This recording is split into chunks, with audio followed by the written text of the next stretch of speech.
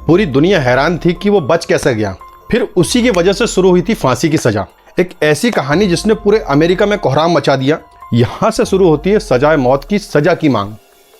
दुनिया में कई देश हैं जहाँ सजाए मौत का प्रावधान नहीं है और कई देशों में मौत की सजा दी जाती है। आज की कहानी उस जगह की है या उस देश की है जहाँ डेथ पेनल्टी नहीं होती है। यहाँ एक ऐसा केस आया जिसने अदालत का फैसला बदल दिया, देश का कानून बदल गया। ये कहानी अमेरिका के कैलिफोर्निया शहर के 50 साल के लॉरेंस बर्नार्ड सिंगेटल की कहानी है। लॉरेंस पहले नेवी में मर्चेंट सीमैन था। बुरी आदतों के चलते उसने नौकरी छोड़ दी। पहली बीवी से तलाक हो चुका था और वो दूसरी बीवी को बहुत टॉर्चर करता था, मारता था, पीटता था और जुल्म करता था, जिसके बाद दूसरी बीवी ने भी उसे तलाक दे दिया। लॉरेंस कई बार छेड़खानी के केस में जेल भी गया था। नमस्कार, आदाब और सत श्री अकाल दोस्तों, क्राइम चौपाल के एक और एपिसोड में आपका स्वागत करता हूं। दोस्तों, लॉस वेगास में एक परिवार रहता था जिनमें 6 बच्चे थे। इस परिवार में पति पत्नी में झगड़े होते थे। उनकी एक बेटी थी जिसका नाम था विसेंट, जो कि माँ बाप के झगड़े से ऊब गई थी। एक दिन झगड़ों से दुखी होकर मैरी विसेंट घर से भाग जाती है। उसने सड़कों पर कई रात गुजारी। एक रोज विसेंट लिफ्ट लेकर दादा के पास कैलिफोर्निया चली गई, लेकिन यहाँ भी मैरी का दिल नहीं लगा, लिहाजा वो दादा घर से चुपचाप निकल गई। अब वो रात में लिफ्ट लेने के लिए सड़क के किनारे खड़ी थी। मैरी लिफ्ट का इशारा करती, लेकिन कोई कार नहीं रुक रही थी। जिस जगह मैरी खड़ी थी वहाँ 2 लोग और लिफ्ट का इंतजार कर रहे थे। इन दोनों को भी लॉस वेगास जाना था। काफ़ी देर के बाद एक नीले रंग की कार आती है और कार रुकती है। मैरी भागकर कार के पास जाती है और कहती है कि हम तीनों को लॉस वेगास जाना है। कार के ड्राइवर का नाम था लॉरेंस बर्नार्ड। ड्राइवर ने लड़की से कहा कि तुम्हें अकेला ले जा सकता हूँ। मैरी ने कहा, रुकिए, मैं बैग लेकर आती हूँ। इसी दौरान मैरी के साथ लिफ्ट का इंतजार कर रहे दोनों ने कहा कि बात बहुत अजीब है, कार खाली है लेकिन ड्राइवर हमें लिफ्ट क्यों नहीं दे रहा है। और दोनों ने मैरी से कहा कि चले जाओ, 50 साल का बुजुर्ग है, कोई दिक्कत नहीं होगी। मैरी कार में बैठ जाती है और ये कार चल पड़ती है। दोनों बातें शुरू करते हैं। ड्राइवर कहता है कि तुम मेरी बेटी की उम्र की हो। इसी दौरान मैरी की बात करते करते आंखें लग जाती हैं। जब उसकी नींद खुलती है तो वो देखती है कि रास्ता गलत है। मैरी ने उठते ही ड्राइवर से कहा कि कहाँ लेके जा रहे हो मुझे। ड्राइवर ने हड़बड़ा के कहा, ओह सॉरी, लगता है कि रास्ता भटक गया हूँ। जिसके बाद वो वापस कार को हाईवे पे लेके गया। दोस्तों, ड्राइवर कार में ऐसा बर्ताव कर रहा था जिससे मैरी डर रही थी। वो समझ गई थी कि आदमी ठीक नहीं है, लिहाजा उसने कार से कूदने का फैसला किया। इसी बीच ड्राइवर ने कार में सिगरेट पीना शुरू कर दिया और मैरी को खांसी आने लगी। जिसके बाद ड्राइवर कार से बाहर निकल गया और मैरी जल्दी से जूते का फीता बांधने के लिए नीचे झुकी थी कि इस दौरान ड्राइवर ने वजनी चीज उठाई और मैरी के सर पे दे मारी। मैरी कार की पिछली सीट पर बेहोश हो गई। जब उसकी आंख खुली तो देखी सुबह हो चुकी थी। हाथ पैर बंधे हुए थे, जिस्म पे कोई कपड़े नहीं थे। समझने में देर नहीं लगी कि पूरी रात ड्राइवर ने उसके साथ रेप किया था। मैरी अपनी हालत देखकर रोने लगी और ड्राइवर से बोली कि प्लीज मुझे जाने दो, मुझे छोड़ दो। तभी ड्राइवर बोला कि चलो मैं तुम्हें छोड़ दूंगा, और वो कार की तरफ गया। लेकिन वो जैसे ही वापस आया, उसको देख के मानो मैरी के पूरे जिस्म का खून ही सूख गया था। ड्राइवर कार से कुल्हाड़ी लेके आया था, जिसके बाद उसने जोरदार प्रहार से एक ही बार में मैरी की कलाई काट दी, कोहनी से हाथ काट दिया और फिर दूसरी कलाई और हाथ काट दिए। इतना हो जाने के बाद भी मैरी बेतहाशा रो रही थी। दरअसल जिस जगह पर कार रुकी हुई थी वो एक टीला नुमा जगह थी। उसके नीचे 30 फीट की गहरी खाई थी। हाथ काटने के बाद ड्राइवर ने मैरी के सिर के बाल पकड़े और उसे घसीटता हुआ खाई में फेंक दिया और उसे लगा कि अब तो मैरी मर गई होगी और वो सिगरेट पीकर वहां से निकल गया।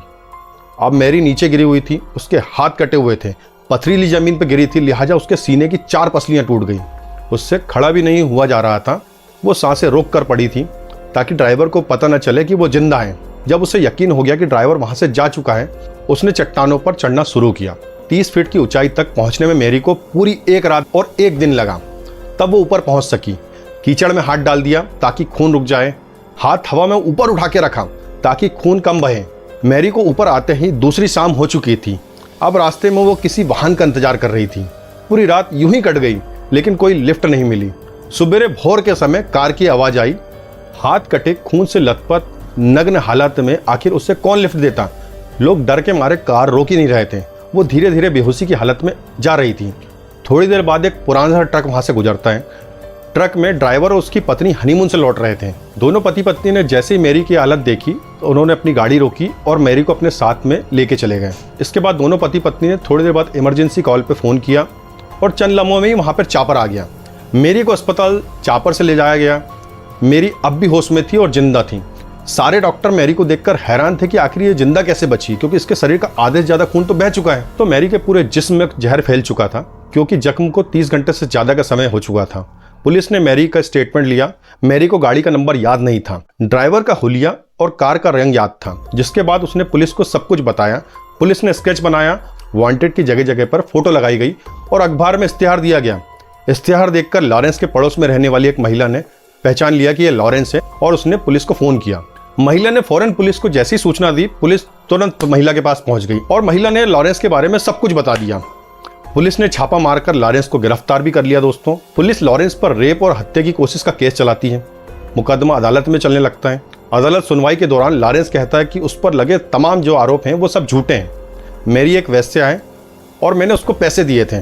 दोस्तों, लाखों दलीलों के बाद भी अदालत ने लॉरेंस को दोषी करार दिया। दोनों पक्षों को सुना गया।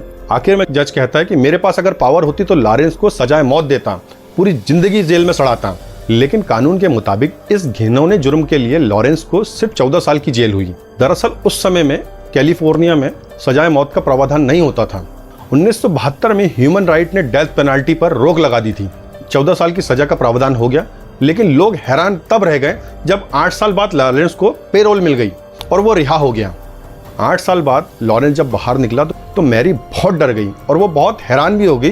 वो इसलिए क्योंकि अदालत में सुनवाई के दौरान लॉरेंस ने मैरी के कान में कहा, अपना आधा काम पूरा करने के लिए मैं जल्दी वापस आऊँगा। वही शख्स जेल के बाहर आ चुका था। अब मीडिया में खबरें छपने लगी, लेकिन हुआ कुछ भी नहीं।